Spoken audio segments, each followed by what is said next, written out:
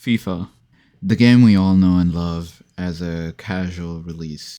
You get off work, you get off of school, you come back home, and it acts just like any other video game would act, a stress reliever. You sit down, chill with a couple of friends, you put up a couple of games here and there, maybe a session or two. It's supposed to be fun. Like any game is supposed to be fun. We don't do that here. But FC26 is maybe the least casual game they've ever put out, and it's because of Ultimate Team. Ultimate Team is supposed to be the most fun part of FIFA.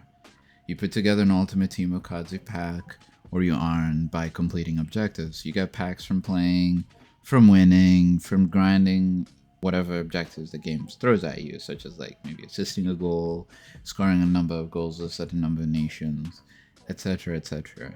And Ultimate Team in FC26 has been going down a path that most of the fan base has started to clock. It's being fine-tuned to suit, and to only suit, the people who played in the sweatiest, least enjoyable way possible they could play any video game. And those are the people that populate Ultimate Team. The very same people that drive away the casual audience. What is Ultimate Team? Why is it so big? Why people live and breathe in just this specific mode? And Ultimate Team is the biggest thing that EA has. And EA's total net bookings were about 7.43 billion in the financial year of 2024. And SC is typically a multi-billion-dollar franchise by itself, with a huge slice coming from live services, roughly 73%. If you're wondering why Ultimate Team feels like it gets most attention, that's because financially, it does.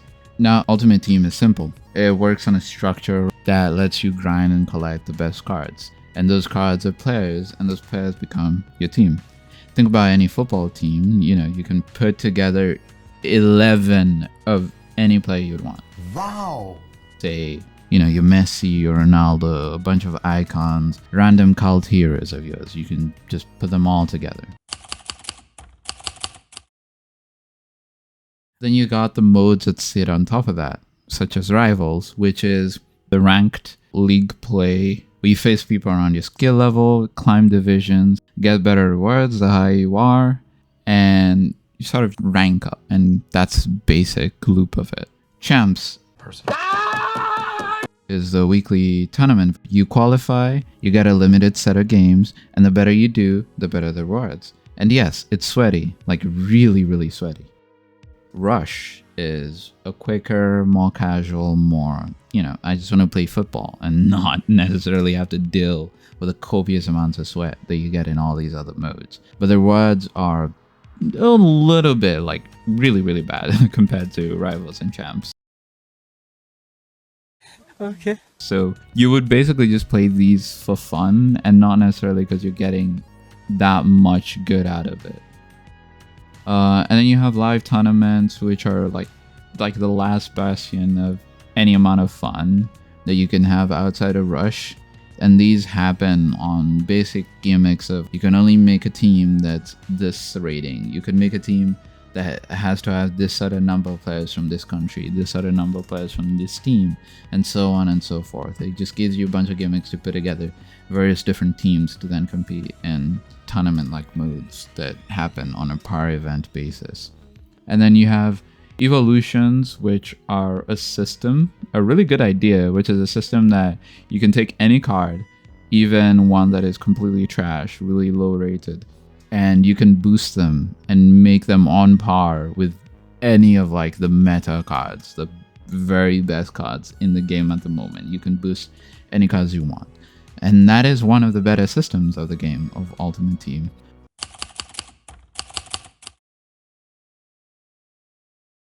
Now here's a part that makes it addictive, and I don't really even mean that dramatically. The appeal is a loop, you play, you grind, you get rewards, you upgrade your team, you feel that tiny little hit of progress, and then you queue again, over and over in this loop, in this circle of endlessly trying to get the better player here or better player there. You never really do, but you get ever so slight encouraging feedback of like, okay, this player is a little bit better. So, you keep going in the hopes of you're going to get somebody even better than that. And in theory, that can be fun. Because if the rewards feel fair, and the gameplay feels fair, the grind feels like building something. But this is where we have to talk about packs. Because packs aren't just rewards. They're not like, you know, you would play a game and you would expect like, okay, this objective is telling me I do ABC, I will get this player or that player, or I will get this item or that item. No, packs work on probability. They work on odds. The probabilities are basically designed so you're far more likely to get the shittier stuff or the bad stuff than the good stuff. You're chasing the special card of the week on a low percentage, and the game is banking on you doing one of two things. One, spend insane time, or spend real money. And the former, essentially you can spend hours grinding. Say you grind rivals. Rivals, you have to get like 30 points a week, right? You can spend like a proper amount of hours on that, depending on how hard your division is or your rank is. You can spend up to like 4, 5, 6 hours just grinding straight rivals. And you can do all of that on just the probability that you're going to get a card or you're going to get a pack that has maybe a 1% chance of getting the best card in the game.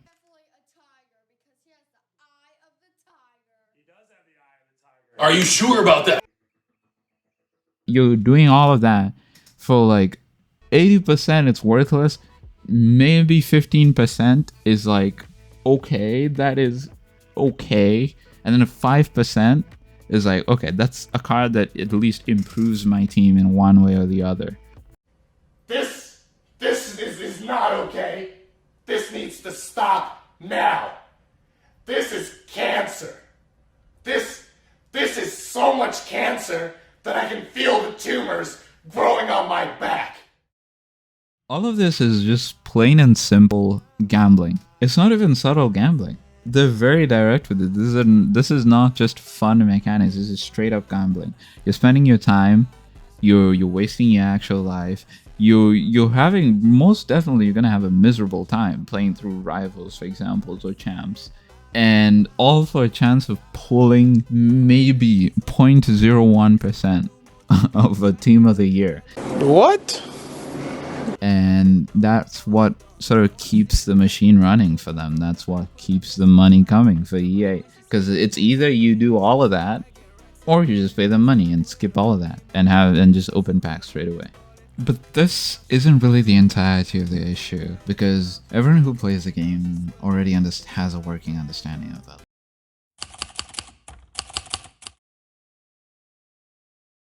You can play the game and theoretically have fun whilst ignoring the elephant in the room. The fact that there's basically an entire gambling system always ever present in the background.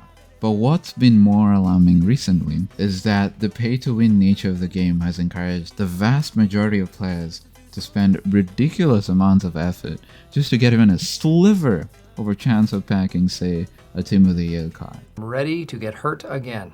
And that encourages exploitation of game mechanics. It pushes players into playing in very specific ways.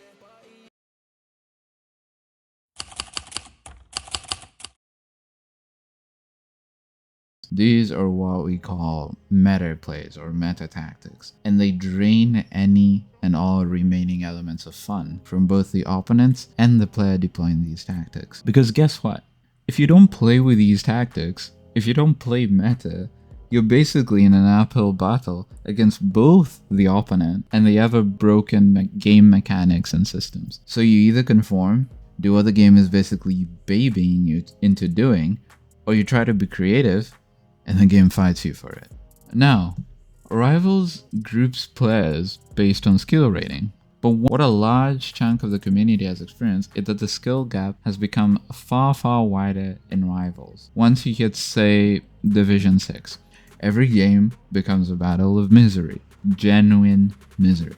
Nearly 80% of your games are against people who abuse the system. And it's not even always, oh, they're insane at FIFA, or it's just that it's either you're really, really, really good, or you're really good at abusing the system and the game mechanics that are always broken. Because you can be a terrible player, but if you're elite at exploiting the mechanics, you'll do better than someone who's just, say, generally decent. And this year is very specifically different because there's been an increase in misplaced rivals opposition. You'll have people in Division 2 messaging someone after they played a game with them and they find out they were playing a Division 5 player. Or you'll have somebody in Division 5 saying that they're actually in Division 3. So there's been a real increase in players not being matched where they should be. And I suspect part of that is the player base shrinking, because casuals are increasingly straying away from the grind fest that is rivals. It's a mess. You're in Division 6, you should never be playing with somebody in Division 2, because it's such an obvious skill gap. And I've had games like that where it's just, this person is just way better than I was. Or I would play somebody who's just way worse off than I am. Like, that's not fun for either me or them, because I'm getting screwed over, or I'm just not really having fun, just like completely battering this other person I'm playing against. So then you ask, okay, what exactly are these broken systems that these people tend to abuse?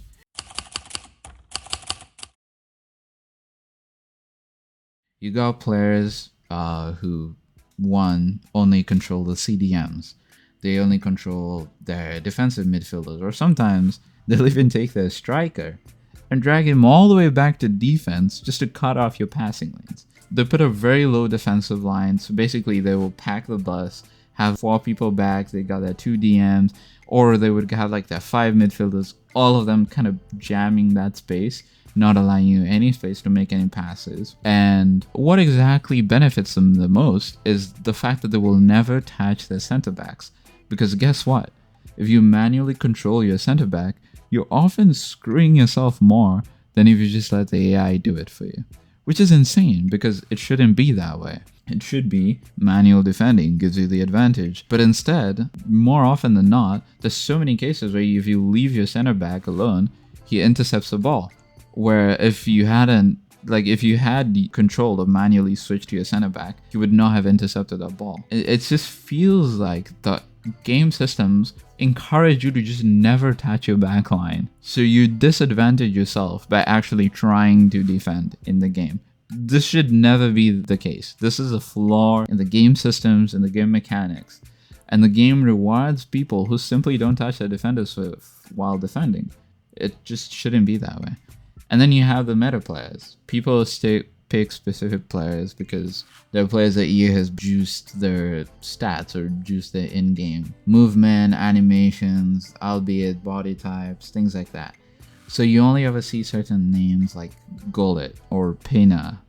Gullit has always been, a central midfield meta monster because he's huge, he intercepts everything, he tackles everything, and even if his stats aren't the best on paper, he's still the better option in your center midfield, irregardless of who you have in your midfield. Because EA has certain players with better AI, better play styles, because they just have the better sauce.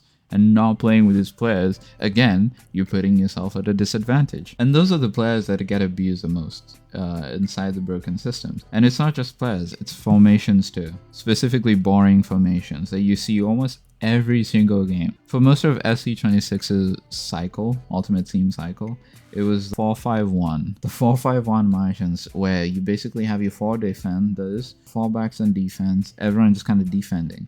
And then you have your 5 midfielders who overload your midfield area. And you got your 1 solitary striker up front. And the entire game plan is you just through ball spam to your striker. And that's it. That's a gameplay. Throw ball to your striker and then sit back and just pack the midfield. And once you play the game for long enough against these types of players who use the same patterns of play, it often feels like you're playing the same match over and over and over on repeat. You lose the spark, the creativity, it becomes dull because it's the same people every single goddamn time. The mechanics are broken. And the EA tries to address it. They do try, but they mess it up almost every time they patch. the most recent patch tried to address the tackling in this game. So at the beginning of FC26, the major thing that was an improvement from FC25 was tacklebacks. Basically, if you tackle the ball in FC25, the previous FIFA, it was more likely that it would just sort of bounce back to the other players instead of the ball going to you who's made the tackle. If it just go back to the other player, or you would have bounce backs where you've tackled the ball, but it bounces off of your body straight back into the opposition player. And that was a disadvantage that they actually did address at the beginning of FC26. But in the most recent patch, it's like they completely just reverted back to FC25's tackling system. Because, you would make a clean tackle, the ball should land in your advantage, but instead you tackle it and it just bounces straight back to your opponent's feet. And you're just like, why do you even bother manual defending in this game? The game is just actively discouraging you from defending, actively discouraging you from doing any amount of manual defending or using any amount of tactical defending, because it's just almost always better just let your AI defenders do the work for you. And it's completely broken. Now, Champs is the next mode to go down, and EA didn't really learn anything from the downfall of Champs systems. It is a system or a game mode that is anti-casual. Perhaps that is the intention of it, to only get the best of the best, but it actively dissuades you. If you're not elite, if you're not a mechanics and system abuser, you're gonna have a really difficult time in Champs, because the matchmaking skill gaps are way too big, first of all. That's why people don't play Champs anymore, unless you're really sweaty. And even the people who play Champs know they're about to have the most miserable weekend experience. So they try to address this in FC26 by adding a Rivals cutoff. Basically, you can only get into Champs if you're a specific rank in Rivals. And part of that is because low rank players could barely string together 3 or 4 wins in 15 with a player base that's left in Champs. But this hasn't really encouraged me or any casual in Division 6, 5, 4 to go back into Champs, because Rivals itself is now occupied almost entirely by these meta abusers in this high division rankings. You're either going to play someone who's genuinely cracked at the game, or you're going to play somebody who just abuses the gameplay systems. You're not playing the ordinary person you used to play. And I'm not complaining like, oh, I lose, therefore I'm mad, or oh shit, I've lost this game. It's the fact that they only play in specific ways. They only abuse and play certain patterns of play that you play every single time. It would feel better to lose to someone who plays creatively, or someone who uses interesting cards. But more often than not, it's the same cards, the same tactics, the same system, the same goddamn plays every single time. So what happens? The casuals leave, and that's it. So if you're a casual now, what's even left? Honestly, the only things that still sometimes feel like casual fun are live tournaments and Rush, and maybe Evos. Rush is weirder. Rush is generally fun if you got a decent set of teammates, and that's a problem.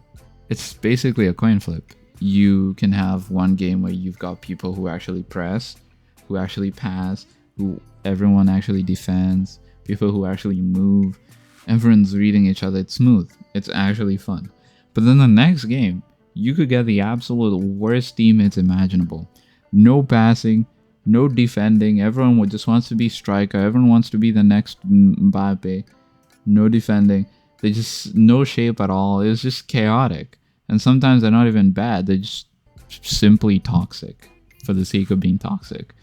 And if you notice this immediately, honestly, just for the sake of your own mental well-being, you can just leave. Just disconnect. Save your sanity. It's almost always not worth it to keep going in such games. Because sometimes there's people, they will literally assist the opposition just to spite you. And yeah, you've got game modes like squad battles as well, but that's against AI. And the whole, point of FIFA is, at least for most people, is that it's multiplayer.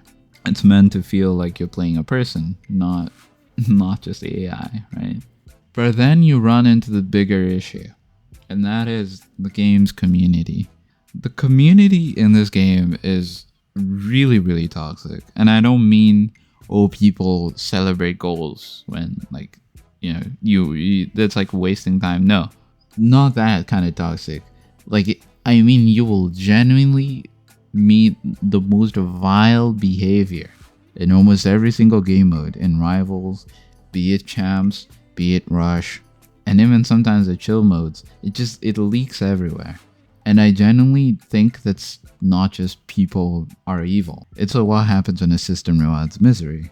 If the game is designed around pressure, designed around grinding, around FOMO and squeezing every drop out of you for small chance at a good pull, then the easiest way to survive is to become the exact kind of player the system rewards.